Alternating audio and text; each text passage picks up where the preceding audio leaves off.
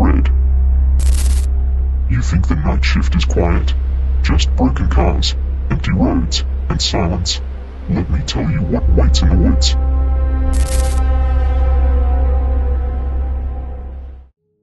I've been driving tow truck for Morrison's Auto Recovery for 8 years now. Started on day shifts, but the night work pays better and there's less traffic to deal with. You get used to the weird hours, the drunk drivers who wrap their cars around telephone poles, the breakdowns on dark stretches of highway where cell service cuts out. It's honest work, and I'm good at it. Most calls are routine: dead battery, flat tire, fender bender where nobody got hurt. Once in a while you get something that sticks with you. Like the time I pulled a sedan out of Miller's Creek with the driver still inside. Or the guy who insisted his car had been moved while he was getting coffee at the truck stop. You learn to take people's stories with a grain of salt. Stress and fear make folks see things that aren't there. But last Tuesday's call was different. I'm still trying to make sense of what happened out there on Route 47. The dispatch came in around 2:30 a.m.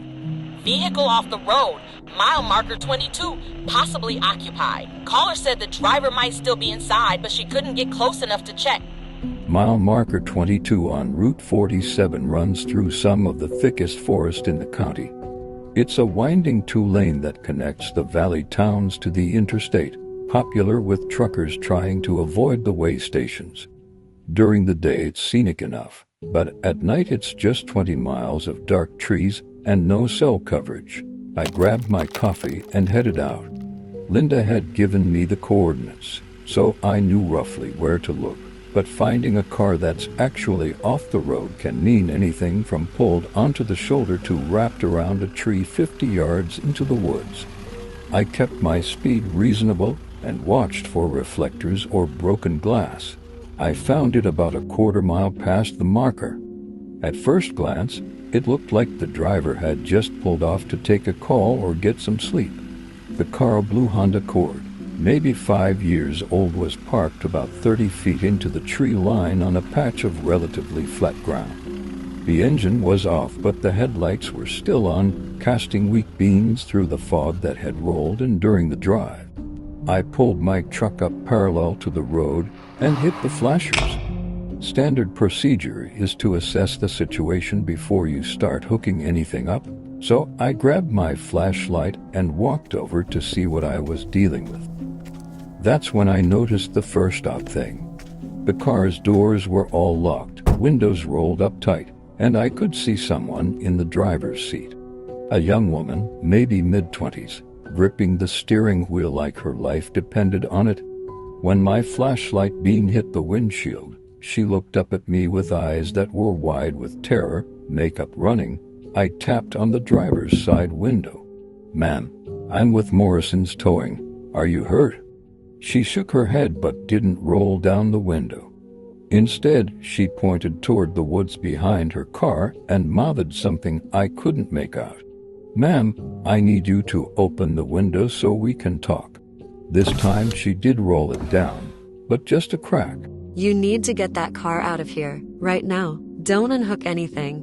Don't get out again. Just pull it back to the road." "What's wrong? Are you hurt? Do you need medical attention?" "I'm not hurt. She glanced toward the trees again.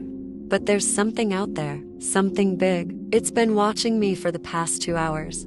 I'll admit, my first thought was drugs or alcohol. Wouldn't be the first time someone got spooked by shadows while under the influence. But she didn't smell like booze, and her speech was clear and coherent. "What kind of something?" "I don't know. I never got a good look at it, but it's huge, bigger than a person, and it's been circling the car, just staying back in the trees where I can't see it clearly." I played my flashlight beam into the woods behind her car. The fog made it hard to see more than 20 feet, but I didn't spot anything unusual. Just pine trees and underbrush, same as the rest of the forest along Route 47. "Ma'am, I don't see anything back there. How about we get your car back on the road and I'll follow you to the nearest gas station. You can call someone from there." No, don't go back there. Just hook up the car and pull it out, please. Something in her tone made me pause. I've dealt with a lot of scared drivers over the years, and you learn to distinguish between different kinds of fear. Drunk fear is sloppy and unfocused. Accident fear is sharp but fades once the immediate danger passes. This was something else, the kind of steady, controlled terror that comes from extended exposure to real danger. I decided to humor her. "All right, ma'am, I'm going to hook up the car from here and pull you back to the road. Keep your doors locked and stay inside." Walking back to my truck, I found myself listening more carefully to the sounds around me. The forest was quiet, unusually quiet. No all calls, no rustle of small animals moving through the underbrush. Just the low hum of my truck's engine and the distant sound of a semi passing on the interstate miles away. I was backing my truck into position when I noticed the smell. It was strong and musky, like a wet dog that had been rolling in something dead. The kind of smell that makes you breathe through your mouth. I'd encountered plenty of roadkill during my years of towing, but this was different, more intense, and somehow fresher. Getting up to attach the chains, I played my flashlight around the Honda and immediately understood why the woman was so terrified. On the roof of her car were two massive handprints pressed deep into the metal, not scratches or dents from debris, but actual palm and finger impressions where something had gripped the roof hard enough to deform it. Each handprint was easily twice the size of mine, with long finger marks that ended in what looked like claw scratches. "Damn," I muttered, running my flashlight along the car's perimeter. There were more marked scratches along the passenger side, like something had tested the strength of the windows, and gouges in the paint where claws had scraped across the metal. Now you see why I wouldn't get out. The woman called from inside the car, her voice muffled by the glass. I was crouched down examining the damage when the first branch broke. Not a small twig snapping under the weight of a squirrel, but a substantial branch, the kind that takes real force to break. The sound came from somewhere deeper in the trees, maybe 40 yards from where I was working. I stood up and played my flashlight in that direction, but the beam only penetrated about 20 feet into the fog before getting swallowed up. Then came another branch, crack, this one closer, maybe 30 yards away. Then another, crack, from a different direction entirely. "Sir?" The woman's voice was tight with anxiety. "It's doing that thing again." "What thing?" "The knocking. It's been doing it all night, breaking branches, hitting trees, like it's trying to scare me." As if responding to her words, a loud thump echoed through the forest, the unmistakable sound of something heavy striking a tree trunk. Then another from different locations around us, creating a pattern of impacts that seemed to be moving in a circle around our position. I worked faster to attach the chains, trying to keep my movements efficient and quiet. The whole time I was acutely aware of being watched. You know that feeling when someone's staring at you from across a room? It was like that, but amplified. Like something with very focused attention was studying every move I made, and growing increasingly agitated by our presence. As I was tightening the last chain, my flashlight flickered and went out. I shook it, smacked it against my palm. Nothing. The batteries had been fresh when I started my shift, but now it was completely dead. I had a backup light in the truck, but that meant walking 20 feet in the dark. The branch knocking stopped. The forest went completely silent. "Sir, what happened to your light?" "Battery died. I'm going to get another one from the truck." "Don't leave the car, please." The fear in her voice was palpable, and standing there in the darkness, surrounded by that oppressive silence and the lingering smell of wet animal, I found I didn't want to leave her either. "I'll be right back. Just getting another flashlight." I walked to my truck as casually as I could manage, but every instinct I had was screaming at me to run. The fog seemed to have gotten thicker, and the Honda's headlights only created small pools of illumination that made the surrounding darkness feel deeper. I grabbed my backup flashlight from the cab and was turning to head back when a sound froze me in place. It started as a low rumble, almost subsonic, that I felt in my chest before I actually heard it. Then it rose into something between a roar and a howl, a guttural, primal sound that seemed to come from something with a throat structure unlike any animal I knew. The call lasted maybe 5 seconds, echoing through the trees and seeming to come from all directions at once. When it ended, the silence that followed was somehow worse than the sound itself.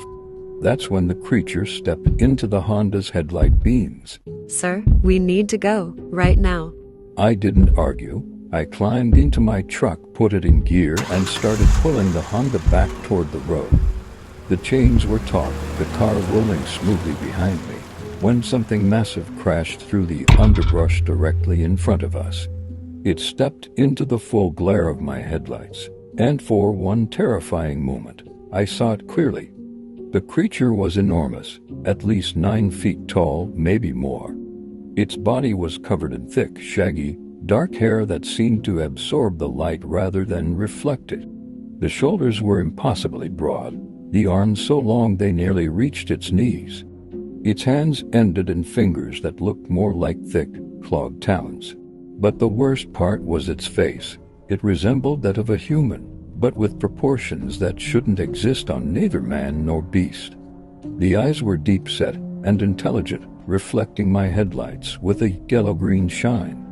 When it opened its mouth, I could see teeth that were designed for tearing. It stood there in the road for maybe 3 seconds, studying us with that terrifying intelligence. Then it began walking toward my truck. Go, go, go, go. I gunned the engine, hoping to scare it off. But the creature didn't flinch.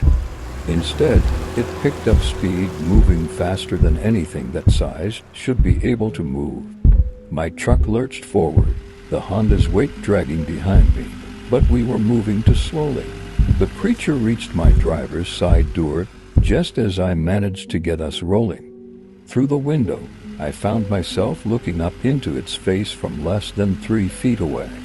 It placed one massive hand against my door, and I heard the metal groan under the pressure. The handprint it left behind completely covered the window fingers, easily twice the length of a human's, with what looked like thick black claws at the tips. For a moment, we were locked in this impossible stare down. Me gripping the steering wheel so hard my knuckles had gone white, and this thing studying me with eyes that held far too much awareness. I could hear its breathing, deep, measured breaths that fogged the glass between us. Then something seemed to shift in its expression, and it stepped back. I didn't wait to see what it would do next. I floored the accelerator, pulling the Honda behind me as fast as the tow chains would allow. In my side mirror, I watched the creature grow smaller, but it didn't disappear into the forest. It just stood there in the middle of the road, watching us go. We didn't stop until we reached the gas station 8 miles down Route 47. My hands were shaking so badly, I could barely put the truck in park. Behind me, I could hear the woman crying, not hysterical sobs, but the quiet crying of someone who just survived something that shouldn't be survivable. When I finally got out to unhook her car, I saw what the creature had left behind. There was a handprint pressed deep into the metal of my truck's door, not just on the surface, but actually deformed inward like the metal was soft clay. Each finger had left a distinct impression, complete with claw marks that had scratched through the paint down to bare steel. The woman stood next to me, staring at the evidence of what we'd just encountered. Those weren't there before. No, they weren't. We stood there in the harsh fluorescent light of the gas station, both looking at proof that what we'd experienced was undeniably real. Physical evidence that something impossibly strong had touched our vehicles, had been close enough to kill us both if it had chosen to. What do you think it wanted? I thought about those intelligent eyes, the way it had studied us both so carefully. I don't think it wanted to hurt us. I think it was curious. Like it was trying to figure out what we were. I called in sick for the rest of my shift and drove straight home. Spent the next hour sitting in my kitchen, drinking coffee and trying to make sense of what had happened. The rational part of my mind kept searching for explanations, maybe someone in an elaborate suit, maybe a circus animal that had escaped. But the handprints on my truck door told a different story. No person, no matter how large, could have compressed steel like that. And no known animal moved the way that creature had moved. I still work the night shift. I still take calls along Route 47 when they come in. But now I carry extra flashlights, and I never work alone in areas where the trees grow thick and the fog rolls in heavy. I had the handprints on my truck filled and painted over, but sometimes, late at night when I'm driving those dark stretches of highway, I run my fingers over the spot where they were and remember. Because whatever's out there in those woods, it's still out there. And now I know it's curious about us. That might be the most terrifying thing of all.